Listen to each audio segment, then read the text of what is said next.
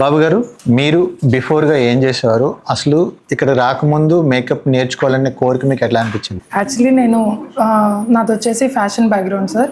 Okay. So నేను ఒక assistant ప్రొఫెసర్గా చేస్తున్నాను fashion designing. Very good. So రీసెంట్గా బ్రేక్ తీసుకోవడం జరిగింది.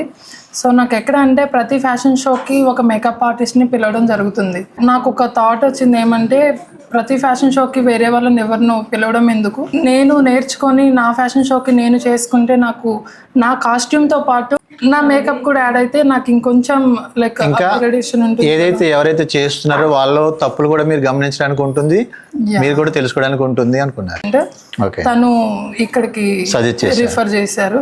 Very good. కాంటాక్ట్ అవ్వడం జరిగింది. Very good. అంటే బిఫోర్ ఒక కాస్ట్యూమ్ డిజైనింగ్ ఫీల్డ్ మీద అయితే అంటే మేకప్ నాలెడ్జ్ లేదు, కానీ మేకప్ నాలెడ్జ్ అయితే ఏం లేదు. Okay, good. చాలా బ్యూటిఫుల్ గా అయితే రెడీ చేశారు. అంటే ఏ సౌత్ ఇండియన్ బ్రైడా? Yeah sir, south Indian bride completely.